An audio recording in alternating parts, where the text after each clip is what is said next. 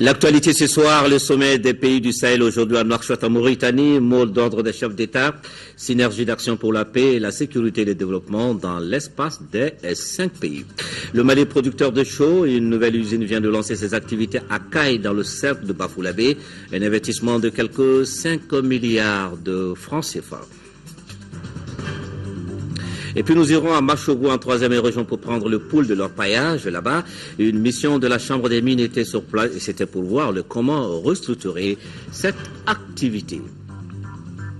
Le dossier culture du jour s'intéresse aux Korodouga ou Bouffon. Ils sont sur la liste du patrimoine immatériel de l'UNESCO nécessitant une sauvegarde urgente. Nous irons à la rencontre de ces comédiens pacificateurs dans la société traditionnelle malienne. Les titres de cette édition, mesdames et messieurs, bonsoir, bienvenue. Développement, coordination, synergie d'action entre les pays du Sahel pour faire face de manière efficace au fléau du crime organisé, du trafic de drogue et du terrorisme. Voilà les questions essentielles autour desquelles étaient réunis aujourd'hui en Mauritanie les chefs d'État du Mali, du Burkina Faso, du Niger, du Tchad et de la Mauritanie. Le récit de nos envoyés spéciaux à Nouakchott, Ibrahim Traoré, Dembawan. Les drapeaux des pays du Sahel flottent sur la capitale mauritanienne. Les 5 dirigeants de la région se sont réunis pour un sommet exclusivement dédié à la sécurité et au développement du Sahel. La zone reste frappée par une insécurité grandissante où l'économie criminelle s'accroît de plus en plus. L'heure est aux actions concrètes pour faire face à la situation. Et pour cela, les chefs d'État décident de coordonner et de renforcer leur coopération sécuritaire. Nos expériences accumulées nous permettent de cerner davantage la complexité des défis, de mieux adapter les réponses à apporter, de parfaire nos outils et modes d'action et d'améliorer la coordination des interventions de nos États. La communauté internationale a multiplié les initiatives en faveur de notre région, confortant ainsi la conviction de l'importance que revêt pour la stabilité en Afrique et dans le monde l'ancrage d'une paix et d'un développement durable au Sahel.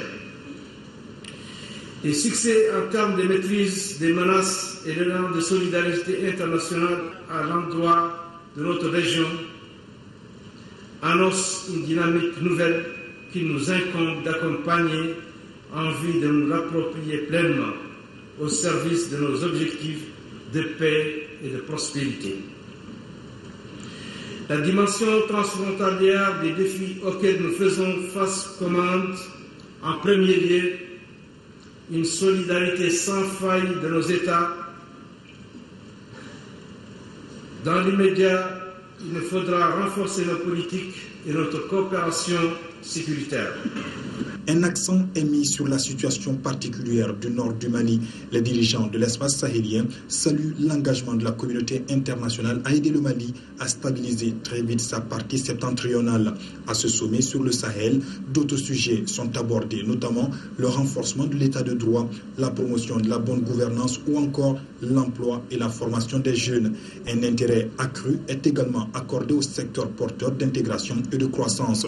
Les chefs d'État entendent valoriser davantage le pastoralisme et l'agriculture pour en faire un puissant levier de lutte contre la pauvreté. Ils sont enfin convaincus que le domaine des infrastructures, notamment de transport et d'énergie, doit bénéficier d'investissements conséquents pour accroître l'activité économique dans la région. Plusieurs décisions ont sanctionné les travaux de ce sommet sur le Sahel, tenu aujourd'hui donc à Nouakchott. On retiendra surtout la création du G5 du Sahel. C'est une nouvelle organisation qui a pour but la mutualisation des efforts des États du Sahel pour lutter contre l'insécurité dans la région et promouvoir la paix et le développement. La présidente du G5 du Sahel est assurée par la Mauritanie. C'est un pas important, selon le président Ibrahim Boubacar Keïta. Nous l'écoutons au micro de nos envoyés spéciaux. Pour la première fois, 5 États, parmi ceux qui sont aujourd'hui face aux menaces les plus prégnantes, aux périls les plus avérés, ont décidé, avec confiance, avec sérénité, de mutualiser leurs efforts, de mettre en convergence leur politique nationale dans tous les domaines. D'abord au niveau de l'État. Bâtir dans nos pays des États démocratiques forts, ancrés dans le droit, des États de droit véritables, dignes de ce nom, pas factices. Ensuite, par tout moyen, faire en sorte que nos économies se développent au profit de nos populations. Tout ce qui est structurant, tout ce qui peut nous permettre de lutter efficacement contre la pauvreté, le faire.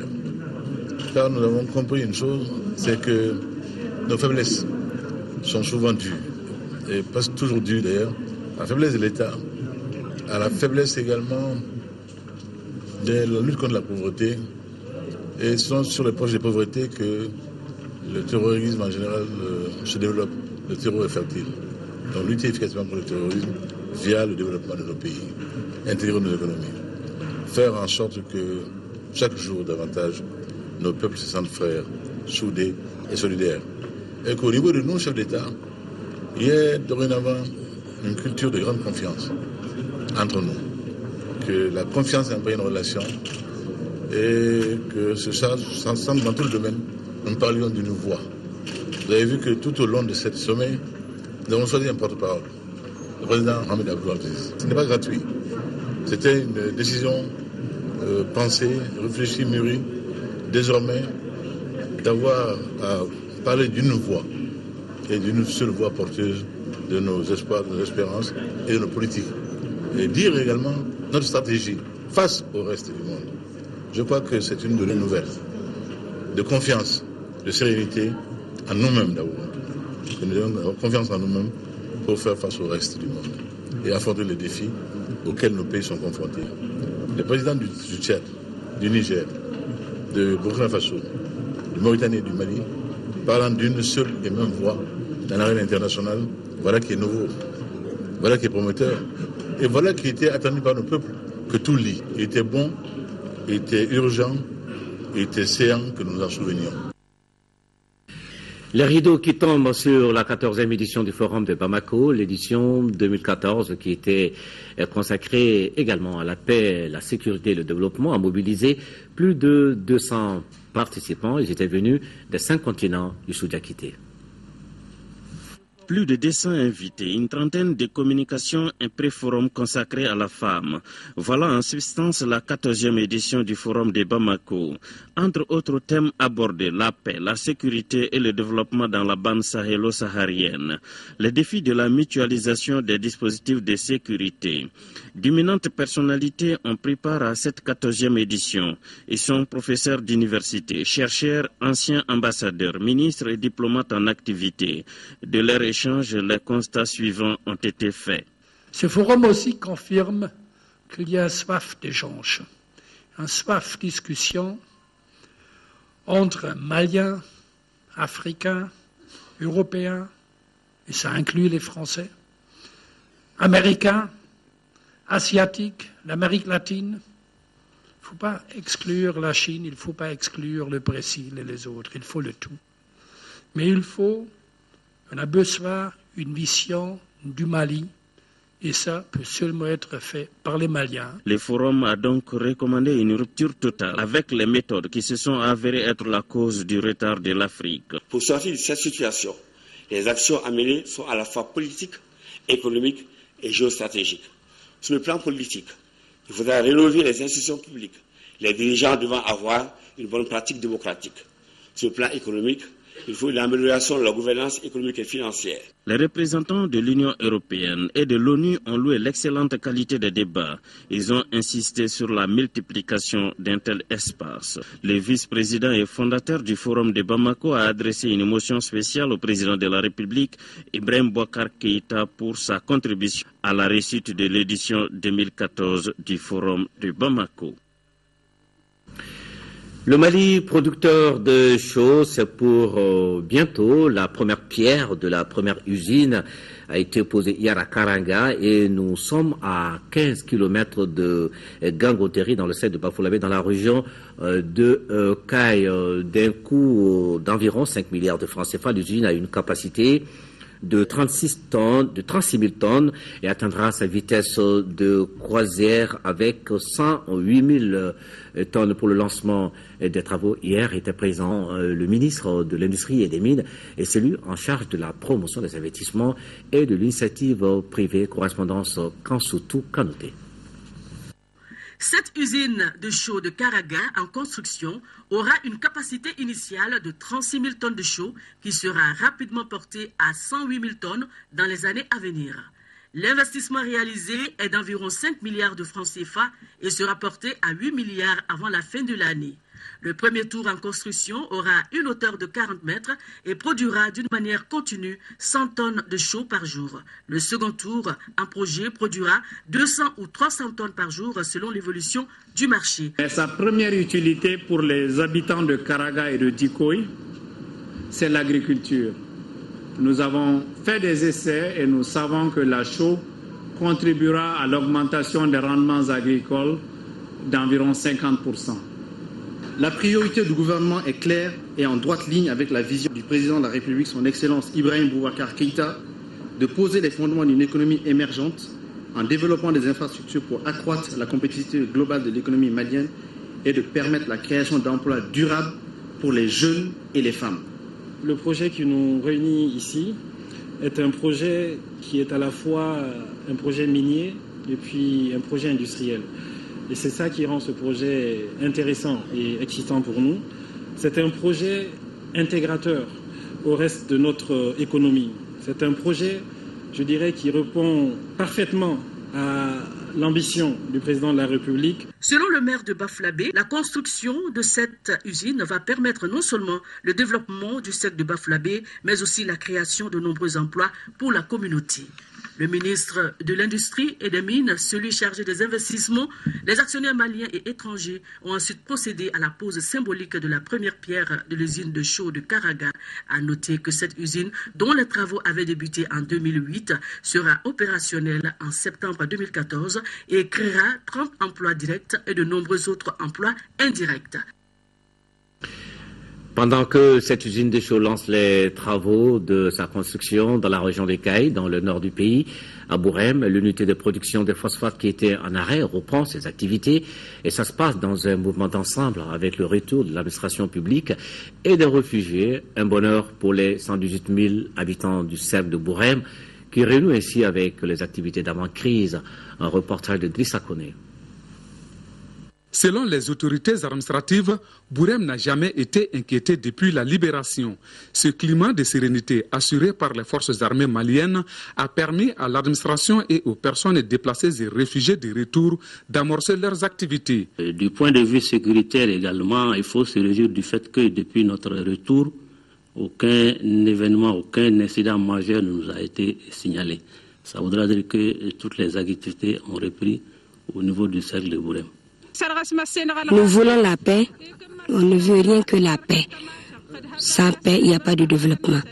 Toutes les communautés sont égales au niveau de notre cercle. Nous sommes un et indivisibles. On est fatigué avec ces déplacements. Comme beaucoup d'autres services, le centre de santé de référence et les établissements scolaires ainsi que la reprise des activités de l'usine du phosphate Toguna démontrent la présence de l'État dans le cercle. L'usine de phosphate de Bourem qui fait la fierté de toute la région de Gao, qui fait la fierté du cercle de Bourem, va reprendre ses activités dans cette même semaine. Donc, comme moi, il y a assez de personnels qui sont retournés, fonctionnaires de l'État et fonctionnaires de collectivités. Pour le moment, quand même, on arrive à satisfaire certains besoins quand même du cercle. Mais il est nécessaire quand même que les autres aussi retournent. Le vivre de l'agriculture, du maraîchage, cette année, ils sont là-dedans. La commune principale de la ville, là, on a produit beaucoup. Harry. Pas de grâce. Si ces facteurs positifs font de Bourem un cercle où il fait bon vivre, des difficultés demeurent. Par exemple, les activités génératrices de revenus des femmes, l'électricité qui est fournie à Bourem de 10h à 12h et de 18h à 23h par lampadaire, la distribution de l'eau potable reste également un sérieux problème. Les femmes ne travaillent pas, il n'y a pas de travail. Les activités de génératrices de revenus que les femmes faisaient, tout ce que les femmes avaient, on a mis ça en Kondo Djigima, la caisse Kondo Djigima. Donc la caisse Kondo Djigima n'est pas revenue jusqu'à présent. Ce qui inquiète les femmes déjà éprouvées par les effets de la crise.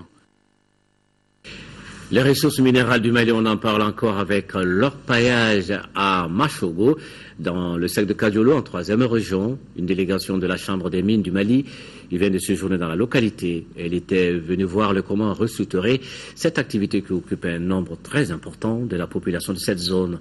Lucien Touré et Abdrahman Dokatraoré. Voici la forêt classée de Machogo, ou plutôt ce qu'il en reste suite à l'action destructrice de l'homme. Dans cette forêt, des indices d'existence du métal jaune ont été découverts, d'où la convoitise dont elle est aujourd'hui l'objet. Toujours est-il que cette forêt est sous bonne garde à la fois des services des eaux et forêts et des forces de sécurité. Car, ne l'oublions pas, Machogo est situé à la lisière de la frontière Mali-Côte d'Ivoire. Mais pour les orpailleurs maliens, la réalité est tout autre. Les Maliens, disent-ils, sont empêchés d'exploiter ce périmètre pendant que d'autres nationalités y ont pignon sur rue. Ces affirmations sont corroborées par les orpailleurs ivoiriens retrouvés plus tard sur les lieux. Ils affirment être en bonne intelligence avec ceux qui assurent la garde de cet espace. On vient au travail. Bon, un jour, on a croisé les gendarmes du Mali. Ils sont venus. Bon, d'autres ont fui. Maintenant, d'autres sont restés. Ils disent que de ne pas fuir, que de rester. Le premier jour, ils ont dit, on n'a qu'à cotiser 500 chacun. Bon, on a vu que 500 là, c'est trop. Parce qu'il y en a même, ils viennent ici, ils se retournent, ils ne gagnent rien. Donc on a vu que 500 là, c'est trop. On les a dit de diminuer. Ils nous ont dit non, que de laisser à 500. S'il n'y a pas 500, de rester, il ne faut pas qu'on a qu'à venir, voilà, on a qu'à venir travailler ici. À côté de cette forêt, le fleuve Bagoué, lui aussi complètement ensablé et même obstrué par endroits par des chercheurs d'or, pour la plupart des non-maliens. Informé par nos soins, le gouverneur promet d'y voir plus clair. Si c'est ce que vous avez constaté, il n'y a vraiment pas de problème. Donc il n'y a pas de problème. Moi, j'ai mes services techniques et régionaux qui sont là, que ce soit les eaux et forêts ou la sécurité. On va les interpeller là-dessus pour y mettre fin. Il est évident que l'avenir de l'orpaillage réside dans la restructuration du secteur. La présente mission d'évaluation, entreprise par la Chambre des mines en collaboration avec la Direction régionale des mines de Sikasso, vise à sensibiliser les producteurs à s'organiser en coopérative. Il faut créer des sociétés coopératives. Et comme ça, on aura des interlocuteurs en face avec qui on va parler, on va leur donner notre programme, on va leur former, on va leur installer sur des couloirs précis en leur donnant un programme de travail. Et à la fin du travail, on va leur obliger à fermer les trous qu'ils ont creusés et à replanter les arbres. Il faut organiser l'orpaillage pour que les orpailleurs quittent l'informel pour passer au formel.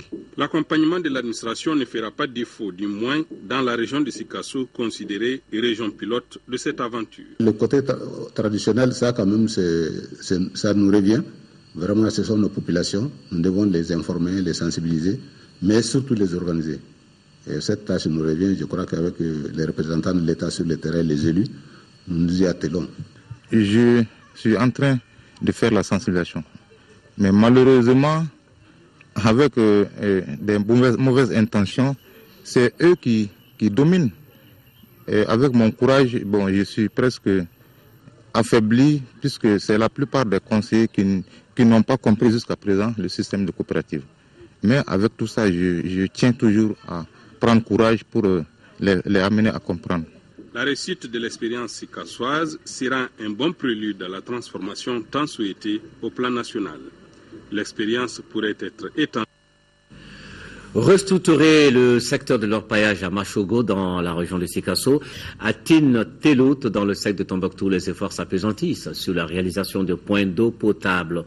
Le Haut Commissariat des Nations Unies pour les réfugiés et l'ONG Stop Sahel vient de réaliser un ouvrage hydraulique dans la localité, une action qui a coûté 70 millions de francs CFA et qui vient justement accompagner le gouvernement du Mali pour faciliter le retour des populations réfugiées ou déplacées. Adama Djimde. Le HCR vient de doter le village de Tintelout dans le cercle de Tombouctou en pompe manuelle. L'ouvrage permettra de fixer ceux-là qui ont choisi de retourner au pays après la crise. Une initiative qui a été favorablement accueillie contribuera à renforcer également la cohésion sociale. Le fait que vous avez réalisé ces points d'eau, c'est pour nous l'essentiel. C'est le premier acte d'importance que vous venez de réaliser. Aujourd'hui, pour la réconciliation, pour le retour de la paix, il nous faut créer d'abord des points d'eau pour que les populations puissent revenir, pour qu'elles puissent se fixer et réaliser d'autres activités autour de ces points d'eau.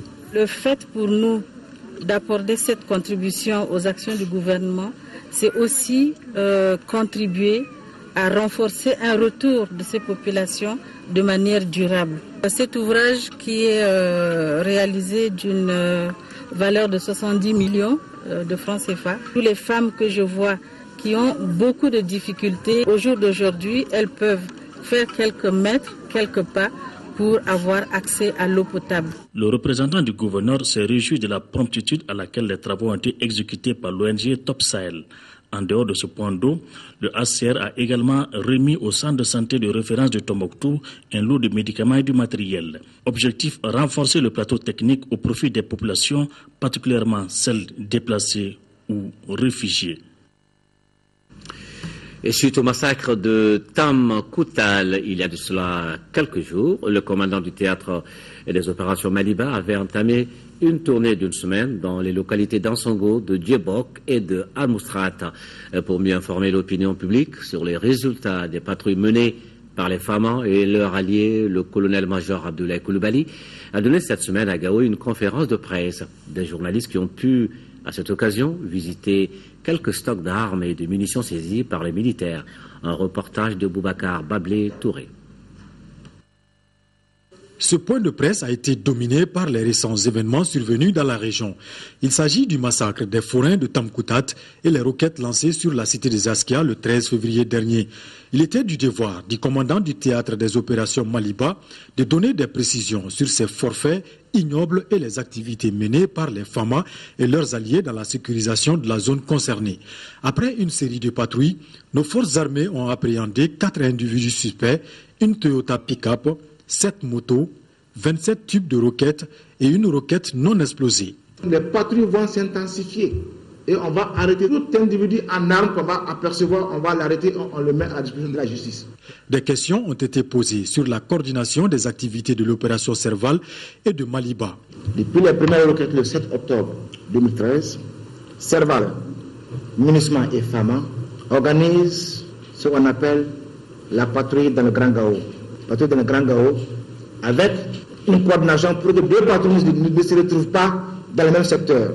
Pour s'assurer du bon déroulement des activités programmées, le Com Théâtre a conduit une mission à Al-Moustrat et à Djebok. Dans ces localités, les FAMA ont rencontré les communautés. Il leur a été recommandé de collaborer avec les FAMA et d'éviter de se rendre justice. Nous allons multiplier les actions civiles militaires dans le secteur d'Al-Moustrat. Nous allons multiplier les patrouilles pour pouvoir sécuriser le mouvement des personnes et des biens sur les différents tronçons. Nous allons pouvoir enfin ramener la paix avec la collaboration des populations d'Al-Moustrat qui n'aspirent qu'à la paix et à la justice. La mission des militaires a apporté des aides en vivres et en non-vivres aux parents des victimes. Nous revenons à Bamako avec le lancement de la 6e édition de l'opération Mon sang pour les autres des Rotary Club du Mali qui a eu lieu hier au Centre national de transfusion sanguine. Une action citoyenne qui vise à collecter 1000 poches de sang dans 10 sites du district de Bamako. Était à ce lancement l'épouse du président de la République, Madame Keita Aminata Maïga, et le ministre de la Justice, le ministre de la Santé. C'est un reportage de Inaba. Mon sang pour les autres. C'est le thème de la 6e édition du lancement de l'opération Don le sang. À travers ce geste, les Rotary Club du Mali entendent collecter 1000 poches de sang dans les lycées du district de Bamako et de Kati, afin de réaliser leurs objectifs, à savoir 0 rupture de sang dans les hôpitaux. Moi, je suis médecin avant d'être rotarienne. Les exemples sont vraiment nombreux, où malheureusement, nous avons perdu des malades, notamment des femmes en couche ou des enfants atteints de paludisme grave par manque de sang. Et ça, c'est une situation qui doit interpeller nous tous. Cette jeunesse constitue aujourd'hui 70% de nos donneurs de sang. C'est un véritable vivier pour nous. Donc nous leur faisons cet appel-là afin qu'ils puissent se mobiliser, venir donner du sang pour sauver davantage de vies. Selon le ministre de la Santé, plus de 500 000 femmes meurent chaque année durant une grossesse ou lors d'un accouchement. Et bon nombre de ces décès sont causés par des fautes hémorragiques nécessitant une transfusion sanguine. Cette 6e édition de Mon sang pour les autres a inscrit également au riche bilan de vos actions. Au regard de l'importance de cette noble action, j'invite tous les services techniques de mon département à tout mettre en œuvre comme à l'accoutumée pour une bonne campagne réussie. Le Rotary International œuvre dans l'humanitaire depuis sa création au Mali. Cette association lance un appel à toutes les bonnes volontés pour les dons de sang. Il appelle le tueur silencieux. Ce sont les cardiologues et il qualifie ainsi l'hypertension artérielle qui devient dans notre pays plus qu'un problème de santé publique, disent-ils. Et au moment où la Société malienne de cardiologues de cardiologie, SOMACAR, tient son premier congrès national, notre pays ne dispose que de 37 cardiologues, soit un cardiologue pour 405 000 habitants. Et au cours de ce rendez-vous des cardiologues maliens, il a été question des conduites à tenir face à l'hypertension. Plus de détails avec Khadija Toukone. L'hypertension se définit comme une élévation trop importante de la pression exercée sur la paroi des artères. Elle augmente ainsi le risque cardiovasculaire. Pour parler de la prise en charge et les risques liés à cette maladie, la Société malienne de cardiologie SOMACAR a tenu son premier congrès national sous le thème « L'hypertension artérielle, le tueur silencieux ». C'est une affection qui est très répandue dans le monde, qui touche toutes les couches, toutes les races et toutes les populations, qui est à l'origine de beaucoup de dégâts, avec une forte mortalité. Et c'est un facteur de risque qui nécessite une prise en charge chronique à vie. C'est une maladie qui est silencieuse. Malheureusement, dans nos pays, on la découvre à l'occasion de complications. Les prévisions de l'OMS projettent qu'en 2025, 1,5 milliard d'individus seront hypertendus dans le monde, parmi lesquels 150 millions en Afrique subsaharienne. Donc il faudrait que la campagne d'information soit axée sur la nécessité de se faire dépister, même quand on ne sent rien. Parce que c'est une affection qui n'a pas de signes spécifiques. Elle peut se manifester par beaucoup de symptômes qu'on retrouve dans d'autres affections, comme elle peut ne pas avoir de symptômes aussi. Prévenir vaut mieux que guérir. Des maladies non transmissibles comme l'hypertension, le diabète et le cancer font plus de mortalité dans nos populations. L'invité d'honneur de ce congrès venu du Sénégal a montré toute la solidarité et tout le soutien de la Société sénégalaise de cardiologie à celle du Mali. Ma présence ici, c'est pour vous exprimer l'amitié et la solidarité de la Société sénégalaise de cardiologie et à travers elle, le soutien de la Société panafricaine de cardiologie dont je suis vice-président Afrique de l'Ouest.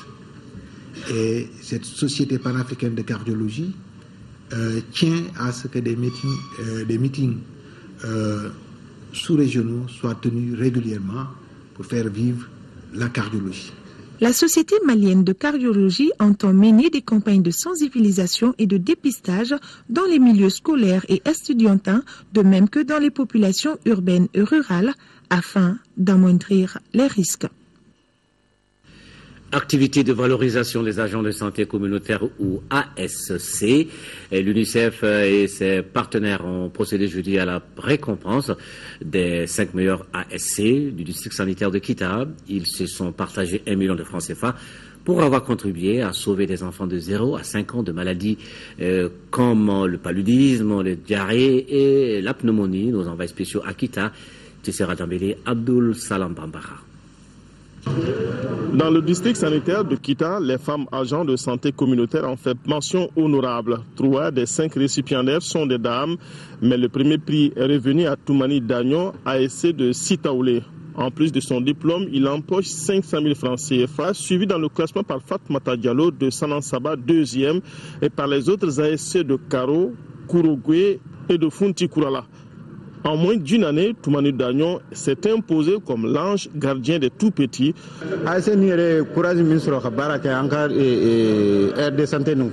Cet ASC a fait preuve de beaucoup de courage et de dévouement. Il est venu remplacer un autre qui a démissionné. Il a de bons résultats et les patients quittent souvent d'autres aires de santé pour se faire consulter par lui. Aujourd'hui, la santé s'est améliorée. Il y a moins de diarrhée, moins de paludisme et moins de tout. Avec ses 1400 habitants, le site de l'ASC Dagnon est à 15 km du CESCOM le plus proche. Aujourd'hui, il reconnaît que la réussite d'un ASC dépend de beaucoup de l'appui de la communauté et dans son cas, l'information aura pleinement joué son rôle. C'est une zone difficile à faire, mais je pense qu'avec la compétence, la collaboration avec les leaders du village dans la communauté, ceci nous aide à vraiment faciliter nos travaux. Quand ils ont commencé à faire venir les enfants, au premier mois, j'ai pu avoir 30 enfants. Deuxième mois, j'ai pu avoir 50. Troisième mois, je suis allé à 240. Comme dans le district sanitaire de Djema, les 80 agents de santé communautaire ont été évalués à leur insu et les résultats de leur performance utilisés pour les récompenser dans leurs actions de communication, de prise en charge des formes simples du paludisme, de la pneumonie et des diarrhées chez l'enfant de 0 à 5 ans. Une référence, un exemple à suivre. Le ministre délégué chargé des affaires religieuses et du culte, lui, a rencontré vendredi dernier les responsables religieux et les directeurs de radio à Sikasso. Les échanges ont porté sur le comment améliorer les relations entre leaders religieux de Sikasso. Un reportage de Idrissa Goulou Sissoko. Depuis un certain temps, les populations de Sikasso assistaient à des chutes verbales entre certains leaders religieux à travers la presse, toute chose qui a entraîné une incompréhension des populations, des autorités en cette période critique de notre histoire. En vue d'apaiser les cœurs et les esprits, le ministre chargé des affaires religieuses et du culte a, au cours d'une rencontre avec les différents protagonistes, porté le message du président de la République, Ibrahim Boubacar Keïta. L'islam nous sert de ciment entre nous Maliens, entre nous musulmans, eux les autres, d'autres religions. Ce message je l'ai apporté. La spécificité de Sikasso, c'est parce que des rumeurs, sinon même plus que des rumeurs, les informations sont parvenues à nous au sujet d'un certain différend entre certains leaders religieux, très connus. Et donc, j'ai été chargé de venir m'enquérir et d'aplanir cet état de fait. Parce que la religion du juste milieu, qui prône l'amour, la tolérance, au regard des actes de pardon posés par le prophète Rasulullah, alors l'on ne peut pas comprendre que ceux-là qui doivent enseigner cette parole de paix, ce message d'amour, soient eux-mêmes en conflit. Au sortir de la rencontre, le ministre s'est dit très satisfait avant d'appeler la presse de Sikasso à jouer pleinement son rôle de stabilisation de la société. Évitons de s'amuser avec la parole. La parole est d'or dans notre culture. Et ce qui est dit ne peut pas être retenu. Et je crois qu'au regard de ce que la presse a joué dans le Mali démocratique, il n'est pas souhaitable que l'amateurisme fasse perdre à cette presse et ce qui fait son histoire noble, d'une presse de la retenue, d'une presse de la communion et du pardon. Ensuite, c'est la grande mosquée du vendredi de Sanogola qui a accueilli le ministre pour la prière du vendredi. À Ségou, 150 jeunes sont en formation en entrepreneuriat, création d'entreprises. Un projet lancé hier samedi par l'Université de Ségou en partenariat avec l'ONG Spark d'Oussou Sangaré. Le projet ainsi lancé devrait permettre aux responsables de l'Université de Ségou et leurs partenaires de former 150 jeunes en entrepreneuriat et création d'emplois. Il garantira 11 projets bien fixés qui seront financés par des banques. Cette action de l'ONG Spark, en partenariat avec l'université et d'autres structures régionales, est une œuvre hautement significative qui va créer l'espoir et le désir de vivre pour beaucoup de jeunes. Cette formation va permettre le développement de l'idée de création et de la gestion d'entreprise, des notions de stock et de prévision et aussi va concourir à la mise en place à Ségou par Spark des facilités de crédit. Vous allez apprendre des outils précieux qui vous permettent de regarder au-delà des options régulières sur le marché du travail et vous permettent de prendre le succès dans votre propre main.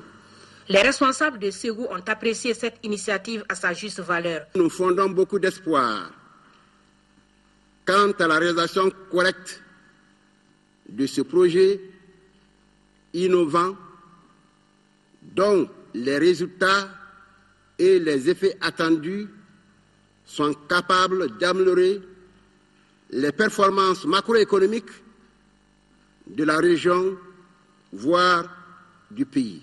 Rappelons que ce partenariat Université de Ségou et ONG Spark vise le développement de l'enseignement supérieur et de l'esprit d'entreprise afin que les jeunes ambitieux soient habilités à mener leur société post-conflit dans la prospérité.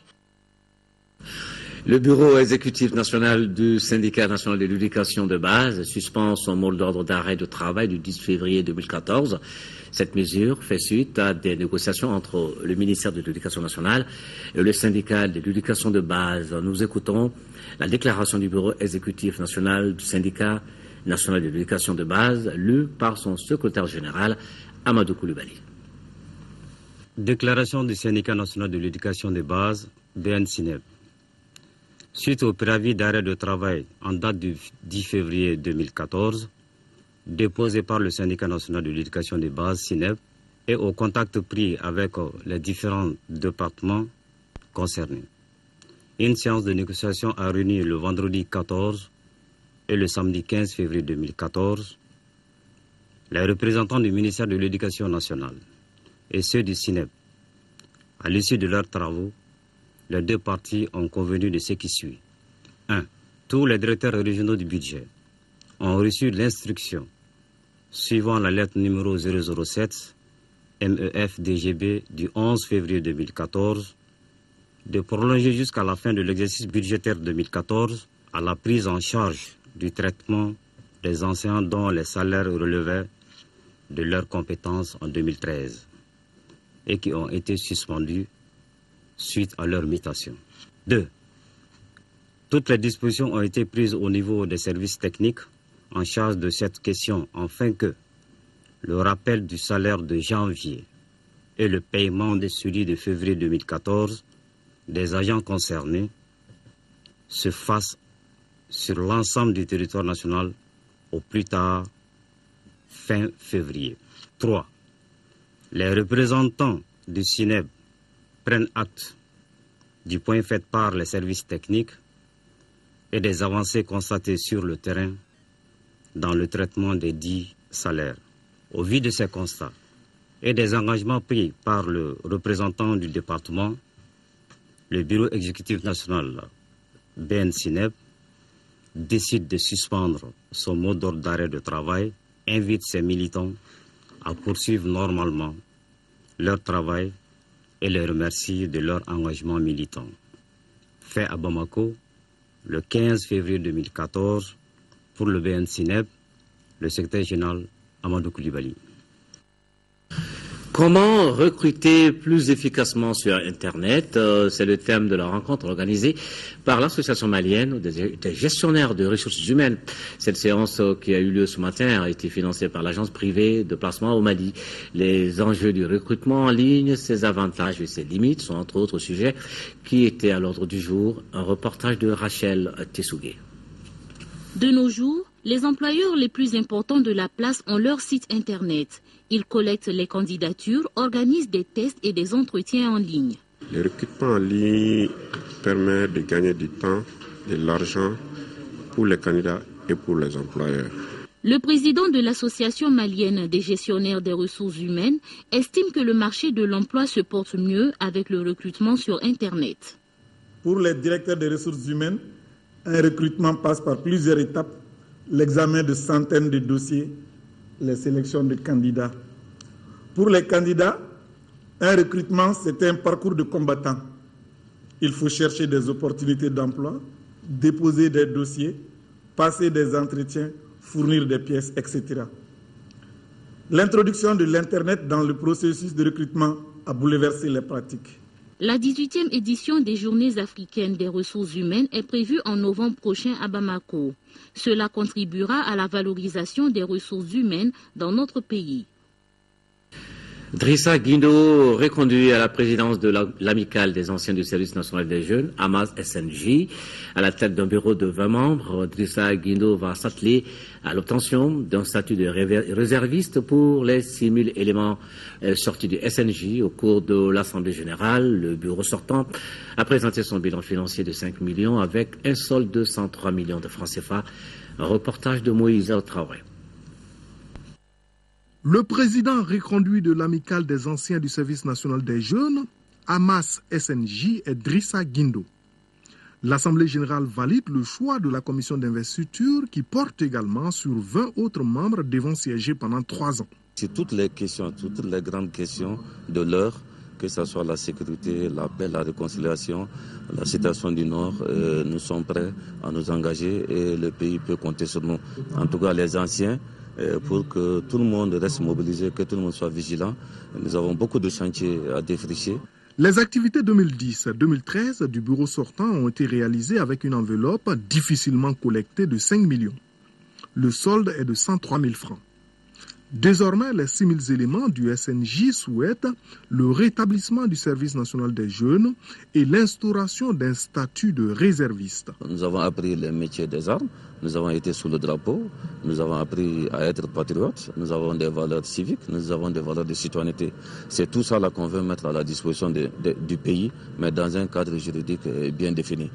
Donc le statut parle de ça, des réservistes, et comme quoi, à chaque fois qu'il y a des difficultés dans le pays, même s'il n'y a pas de difficultés, nous devons aussi être des remparts vraiment pour sauver le pays, pour démontrer que nous avons été formés et le pays peut compter sur nous. Dans le civil, le président de l'AMAS SNJ est le directeur national de la jeunesse. Outre les encouragements du colonel Issa Ould Issa, directeur des écoles militaires, l'Assemblée générale a reçu des compagnons ou des éléments ayant exercé ou exerçant la fonction de ministre. À Koulikoro, les membres du comité régional de pilotage du PCDA se sont rencontrés et c'était pour présenter le bilan des activités 2013, le programme technique et le budget annuel de 2014.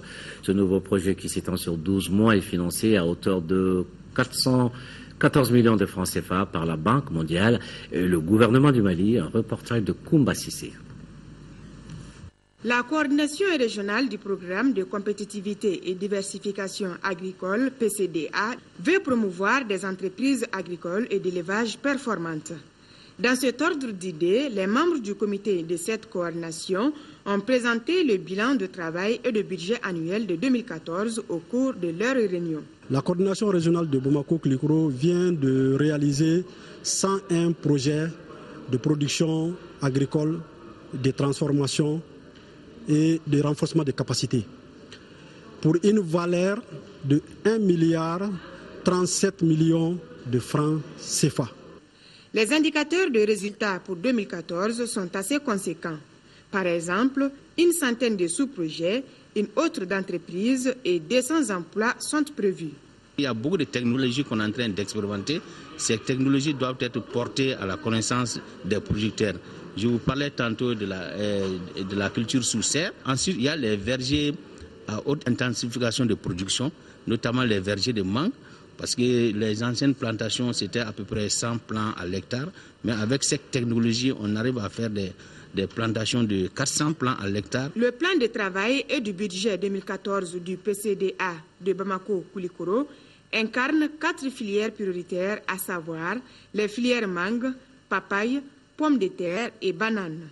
Les PCDA prônent la valorisation agricole à travers la sous-composante démonstration et la promotion des innovations technologiques pour relever les défis du marché très concurrentiel au niveau national et international. Les responsables de l'association Tabital Poulakou, c'est-à-dire les amis de la culture Peul, étaient face à la presse ce matin. Ils étaient venus informer sur les préoccupations de l'association face à la situation qui prévaut dans le pays. Ils ont également fait des propositions relatives à la réconciliation, la paix et le développement. Moussa Fané. La sécurisation effective et permanente des zones frontalières ou sensibles, les retours effectifs de l'administration partout où elle est absente, l'organisation des rencontres intra- et intercommunautaires pour la réconciliation et pour le vivre ensemble. Voilà ce que propose l'association Tabital pour la Cour face au conflit dans le nord du Mali. Aujourd'hui, il y a des Peuls qui ont des problèmes avec des Tamashek avec des Peuls, des Tamashek avec des Arabes, et ainsi de suite. Il faudrait aussi qu'il y ait ce dialogue intercommunautaire. Et sans ça, on ne peut pas gérer le problème. Il faudrait qu'on mette fin, n'est-ce pas, à cette impunité qui a sévi depuis 1963 jusqu'à aujourd'hui. Il faudrait qu'on dialogue autrement que parce qu'on faisait les années passées. L'association est prête à accompagner les autorités dans leur effort de recherche d'une paix durable au Mali. On ne peut pas ne pas accompagner les autorités maliennes pour qu'on cultive la paix dans ce pays. Imaginez-vous, le Peul, spatialement, et dans tous les pays, de Caille à Kidal, on est là. Et la paix, je crois que les Peuls seront les premiers bénéficiaires. Un dernier mot pour dire, on souhaite d'abord très bonne chance à ce comité en gestation qui naîtra bientôt et oser espérer que le Mali ne connaîtra plus de rébellion. L'association souhaite également l'organisation de la transhumance 2014 dans les meilleures conditions, avec l'accompagnement des forces armées et de sécurité. Les dossiers culture de ce soir s'intéressent au Korodouga ou Bouffon. Ils sont sur la liste du patrimoine immatériel de l'UNESCO nécessitant une sauvegarde urgente. Le Korodouga est un comédien, il est thérapeute, il est aussi et surtout pacificateur dans la société traditionnelle malienne. Il s'identifie à la société secrète Koré et au Douga, le vautour. Le Korodouga traduit-il toute la bizarrerie de notre monde. En tous les cas, apparemment, tout est à l'envers chez lui, manière de manger, façon de s'habiller, de parler, de danser, mais derrière toute cette bouffonnerie, il y a certainement un message. Voyons tout cela avec Chekouma Sarare qui les a rencontrés. Et c'était lors du festival sur le Niger qui vient de se tenir à Ségou.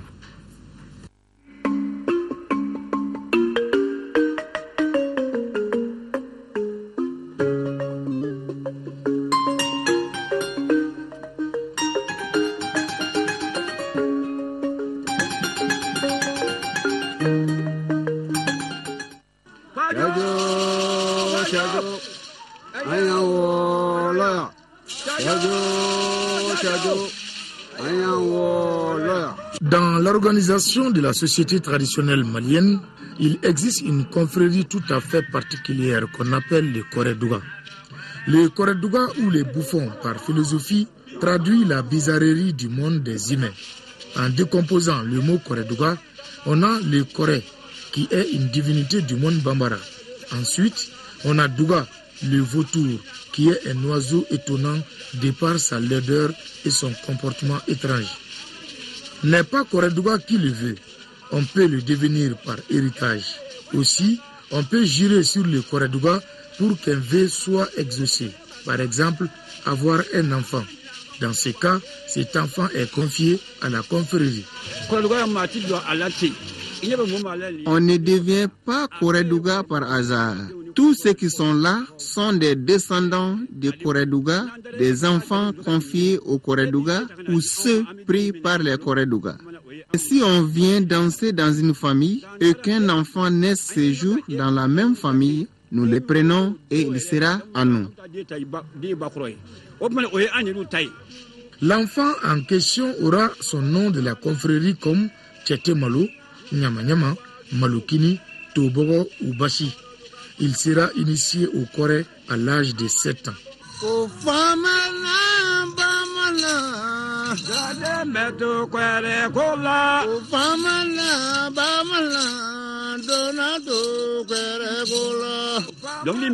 Cette chanson est interprétée lors de la cérémonie d'initiation des jeunes au Koré.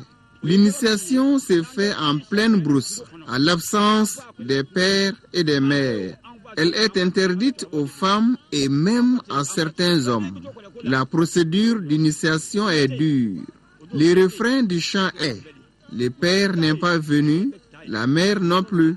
Un enfant va y rester. » Le Koredouga est celui qui a choisi le rire, l'humour, la médiation, la médecine et les services publics gratuits comme train de vie. Son rôle est essentiel dans la société. Nous, les Koredouga, sommes des médiateurs. Que ce soit entre individus ou entre communautés, les Corredouga ne prennent jamais part à un conflit. Ils jouent plutôt à l'apaisement. Cela fait partie de nos missions. Le Corredouga est un artiste au complet qui vit dans la simplicité totale. Son comportement vestimentaire est à l'image de sa personnalité. Nous l'avons hérité de nos ancêtres et souhaitons que nos progénitures emboîtent nos pas. Le Corredouga ne disparaîtra pas. Cette préoccupation est partagée sur le plan national et international. C'est ainsi que les Corredouga ont été classés au patrimoine immatériel national et sur la liste des patrimoines immatériels nécessitant une sauvegarde urgente de l'UNESCO. Cela traduit l'attachement du pays à cette tradition vivante. Actuellement, un photographe expose sur ce sujet à la galerie Corée de Ségou. Le but, c'est de pouvoir montrer ce travail ici au Mali d'abord pour sensibiliser l'opinion nationale sur le rôle des Corredouga, parce que si on ne fait rien, un jour, on ne parlera plus des Corredouga. L'égarement de comportement ou ôter la vie à un vautour sont entre autres interdits des membres de la confrérie. La devise du Corredouga est « Entre Nyenafi et Nyenadje, il y a Toulouni Yele ».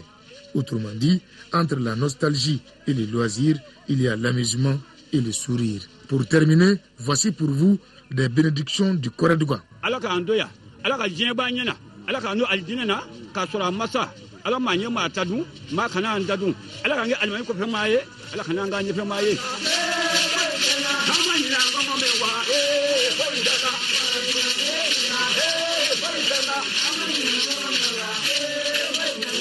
on dala ni ko ma ya mine na nye ni baka jigi dugo kono dugo tigi re am ko ya fa ma mi dumuni ke.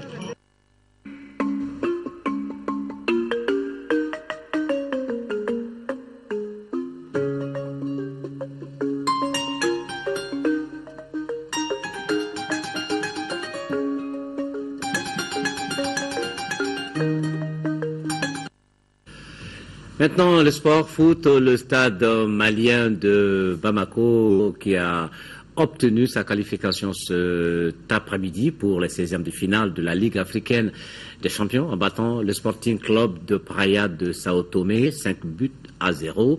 Le stade malien efface ainsi sa défaite de l'aller 3-2. Le retour sur ce match, c'est avec Seragatou Sissé. Des séquences de félicitations interminables. Le Stade malien de Bamako valide son ticket pour les 16e de finale de la Ligue des champions en dominant le Sporting Club d'Apraya Cruz de Sao Tomé 5-0. Lamine Diawara, servi par Abdoulaye Sissoko, annonce la couleur à la 18e minute. 1-0. Les Santoméens ne tiennent plus le rythme. Abdoulaye Sissoko s'infiltre dans la surface de réparation et est fauché par un défenseur de Sporting. Il se rend justice lui-même à la 25e minute. Encouragés par les supporters, les Blancs sont transcendés. 30 minutes, Cheikh Mohamed Chérif Doumbia, sur un corner, dépose le ballon sur la tête de Lamine Diawara. 3-0. La deuxième période est à nouveau à l'avantage du Stade malien de Bamako. 72e minute, Lamine Diawara du plat du pied à l'entrée de la surface marque le 4e but, son 3e personnel. Dans le temps additionnel, Moussa Diawara clôt le festival à 5-0 sur penalty. Je suis très content, je dois remercier mes coéquipiers pour ça, parce que si tu es devant, tu as besoin de ballons, il y a la complémentarité, on te donne les ballons comme il faut. C'est pour cela que j'ai réussi à marquer ces 3 buts-là. C'est quelque chose qu'on travaille à l'entraînement, on va continuer à travailler pour préparer les prochains tours. Ce score rappelle celui infligé au Burundais de Lydia Academy en Coupe de la Confédération Tour de cadrage Ali. Le Stade malien de Bamako renverse totalement la vapeur après la défaite 3-2 à Sao Tomé.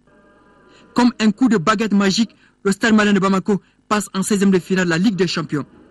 C'est la 3e fois dans l'histoire du club qu'un tel exploit est réalisé. 1984 en Coupe IFOA face aux Béninois de Buffle de Bourgou, 8e de finale. Et 2000 en Coupe d'Afrique des vainqueurs de Coupe contre les Congolais de l'AS Dragon, 16e de finale. Cette page étant fermée, les Blancs du Stade malien de Bamako ont leurs yeux rivés sur les 16e de finale de la Ligue des champions contre les Soudanais d'Al Hilal, le club de l'ancien joueur du stade, Mamadou Koulibaly. Match aller à Bamako le week-end des 28 février, 1er et 2 mars prochains. Allez donc, les Blancs de Bamako, la problématique de la paix et de la sécurité dans la bande sahélo-saharienne, enjeux et défis. Question d'actualité de ce dimanche ouvre le débat avec Pierre Bouillard, haut représentant de l'Union africaine pour le Mali et le Sahel, l'amiral Dufour, chercheur à l'école militaire de Paris, André Bourgeot, chercheur au CNRS, Ahmedoun Ould Abdallah, ancien ministre mauritanien des Affaires étrangères, et Moussa Mara, ministre de l'Urbanisme et de la Politique de la Ville. Question d'actualité, c'est aux alentours de 21h30. Ce journal s'achève. Merci de l'avoir suivi. Une édition à revoir sur le www.ortm.ml. Demain, 10h, 13h, Kadidja Toukone, 18h, 20h, Deshisoko. Excellente fin de soirée. Bon début de semaine.